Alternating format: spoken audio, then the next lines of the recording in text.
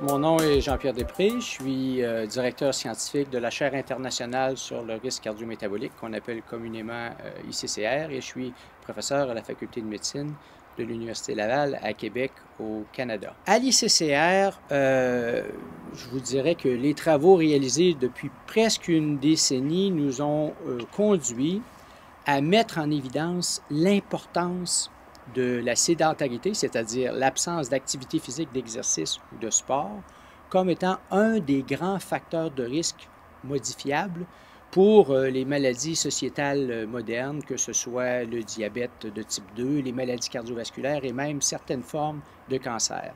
Une absence d'activité physique vigoureuse régulière augmente votre risque de développer ces maladies chroniques de la même façon, par exemple, qu'un taux de cholestérol élevé, qu'une hypertension ou que le tabagisme.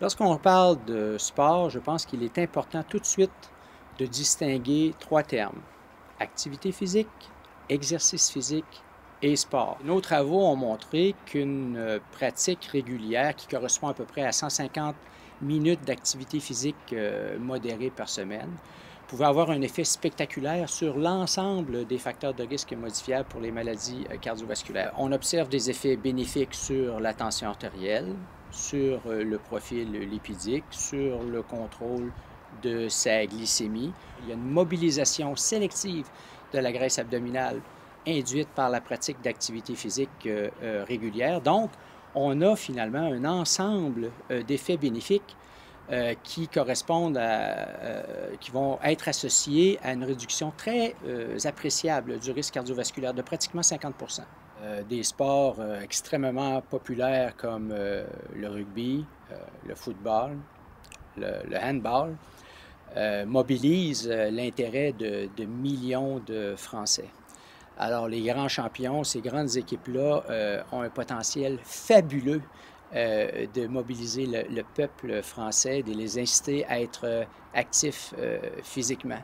Et il est clair que si ces grandes équipes-là s'impliquent, je pense qu'il y a lieu d'être très optimiste. Moi, je formule le vœu qu'à l'ICCR, on puisse se trouver comme cela des partenaires, des grands champions, des grands sportifs qui nous aideront. La mission ultime de l'ICCR est de combattre finalement une condition qui résulte de notre mode de vie qui n'est pas adéquat. Il est clair qu'une surconsommation de sel et qu'une surconsommation de sucre, particulièrement une surconsommation de boissons sucrées, va contribuer justement à la fois au développement à la fois de l'obésité abdominale et des complications qui lui sont associées. Alors, trois conseils: attention au sel, attention au sucre, soyons actifs pratiquement à tous les jours. L'organisme humain a été conçu pour l'activité physique, pas pour la sédentarité.